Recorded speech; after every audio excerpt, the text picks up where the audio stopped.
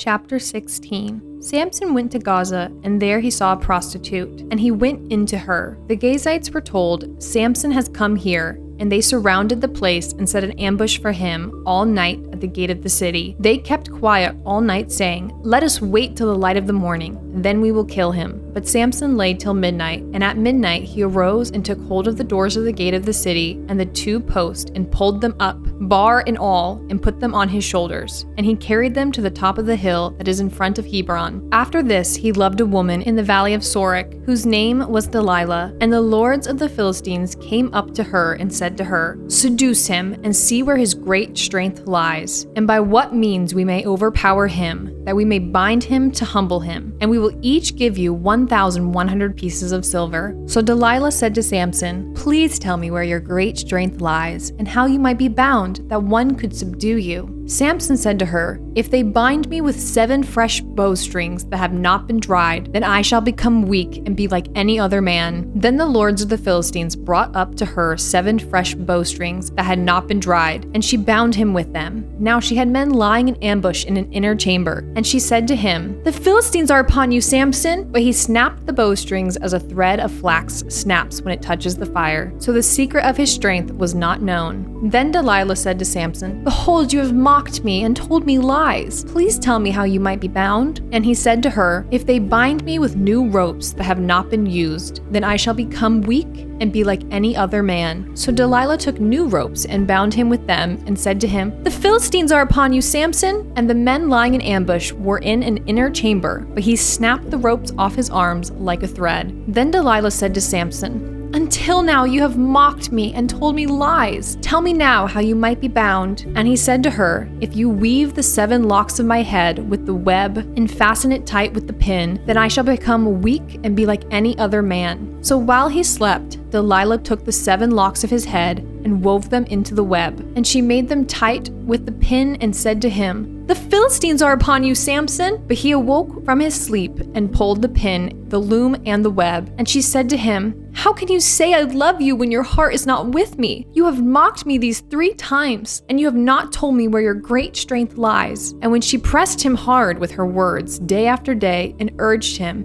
his soul was vexed to death. And he told her all his heart and said to her, "A razor has never come upon my head, for I have been a Nazirite to God from my mother's womb. If my head is shaved, then my strength will leave me, and I shall become weak and be like any other man." When Delilah saw that he had told her all his heart, she sent and called the lords of the Philistines, saying, "Come up again, for he has told me all his heart." Then the lords of the Philistines came up to her and brought the money in their hands. She made him sleep on her knees, and she called a man and had him shave off the 7 locks of his head. Then she began to torment him, and his strength left him. And she said, "The Philistines are upon you, Samson!" And he awoke from his sleep and said, "I will go out as at other times and shake myself free." But he did not know that the Lord had left him. And the Philistines seized him and gouged out his eyes and brought him down to Gaza and bound him with bronze shackles. And he ground at the mill in the prison. And the hair of his head began to grow again after it had been shaved. Now the lords of the Philistines gathered to offer a great sacrifice to Dagon their god, and to rejoice, and they said, "Our God has given Samson our enemy into our hand." And when the people saw him, they praised their God, for they said, "Our God has given our enemy into our hand, the ravager of our country, who has killed many of us." And when their hearts were merry, they said, "Call Samson, that he may entertain us." So they called Samson out of the prison, and he entertained them. They made him stand between the pillars, and Samson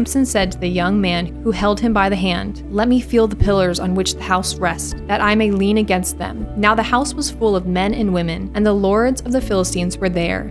And on the roof there were about 3,000 men and women who looked on while Samson entertained. Then Samson called to the Lord and said, "O Lord God, please remember me, and please strengthen me only this once, O God, that I might be avenged on the Philistines for my 2 eyes." And Samson grasped the 2 middle pillars on which the house rested, and he leaned his weight against them, his right hand on the one and his left hand on the other. And Samson said, "Let me die with the Philistines." Then he bowed with all his strength, and the house fell upon the lords, upon all the people who were in it. So the dead whom he killed at his death were more than those whom he had killed during his life. Then his brothers and all his family came down and took him and brought him up and buried him between Zorah and Eshtaol in the tomb of Manoah his father. He had judged Israel 20 years. Chapter 17. There was a man of the hill country of Ephraim, whose name was Micah, and he said to his mother, "The 1,100 pieces of silver that were taken from you, about which you uttered a curse, and also spoke it in my ears, behold, the silver is with me. I took it." And his mother said, "Blessed be my son by the Lord."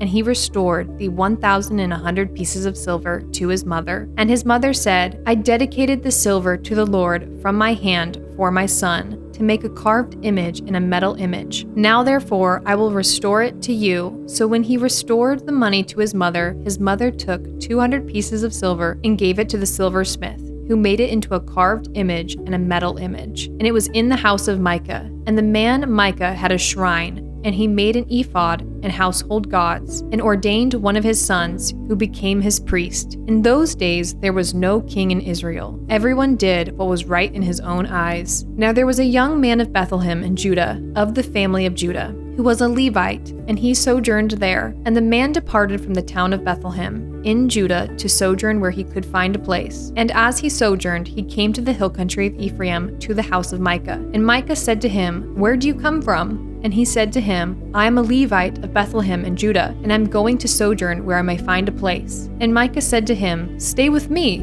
and be to me a father and a priest, and I will give you 10 pieces of silver a year, and a suit of clothes and your living." And the Levite went in, and the Levite was content to dwell with the man, and the young man became to him like one of his sons. And Micah ordained the Levite, and the young man became his priest, and was in the house of Micah. Then Micah said, "Now I know that the Lord will prosper me, because I have a Levite as a priest." Chapter 18. In those days there was no king in Israel, and in those days the tribe of the people of Dan was seeking for itself an inheritance to dwell in. For until then, no inheritance among the tribes of Israel had fallen to them. So the people of Dan sent 5 able men from the whole number of their tribe, from Zorah and from Eshtaol, to spy out the land and to explore it. And they said to them, "Go and explore the land." And they came to the hill country of Ephraim, to the house of Micah, and lodged there. When they were by the house of Micah, they recognized the voice of the young Levite. And they turned aside and said to him, "Who brought you here? What are you doing in this place? What is your business here?" And he said to them, "This is how Micah dealt with me. He has hired me, and I have become his priest." And they said to him, "Inquire of God, please, that we may know whether the journey on which we are setting out will succeed." And the priest said to them, "Go in peace. The journey on which you go is under the eyes of the Lord." Then the 5 men departed and came to Laish, and saw the people who were there, how they lived in security, after the manner of the Sidonians, quiet and unsuspecting, lacking nothing that is in the earth, and possessing wealth, and how they were far from the Sidonians and had no dealings with anyone. When they came to their brothers at Zorah and Eshtaol, their brothers said to them, "What do you report?" They said, "Arise and let us go up against them, for we have seen the land, and behold, it is very good. And will you do nothing? Do not be slow to go, to enter in and possess the land. As soon as you go, you will come to an unsuspecting people. The land is spacious, for God has given it into your hands, a place where there is no lack of anything that is in the earth." So 600 men of the tribe of Dan, armed with weapons of war, set out from Zorah and Eshtaol, and went up and encamped at Kiriath-Jearim in Judah. On this account, that place is called Mahanadan to this day. Behold, it is west of Kiriath-Jearim. And they passed on from there to the hill country of Ephraim, and came to the house of Micah. Then the 5 men who had gone to scout out the country of Laish said to their brothers, "Do you know that in these houses there are an ephod, household gods, a carved image, and a metal image? Now therefore consider what we will do."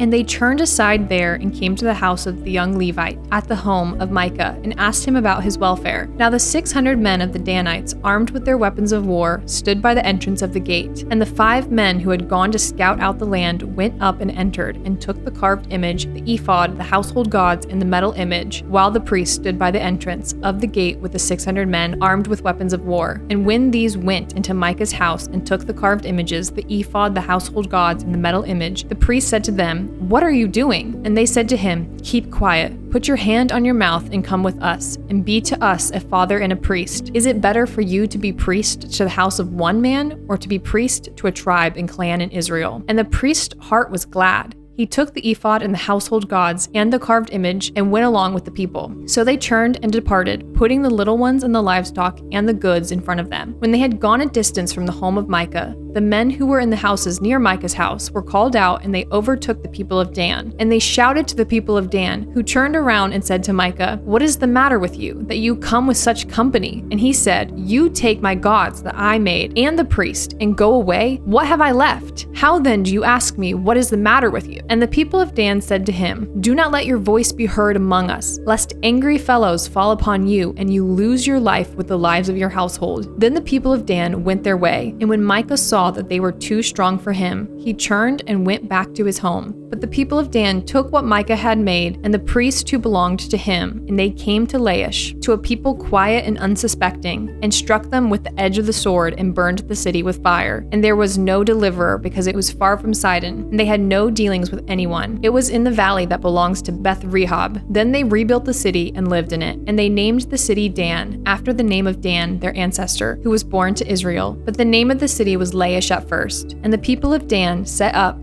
the carved image for themselves. And Jonathan, the son of Gershom, son of Moses, and his sons were priests to the tribe of the Danites until the day of the captivity of the land. So they set up Micah's carved image that he made, as long as the house of God was at Shiloh.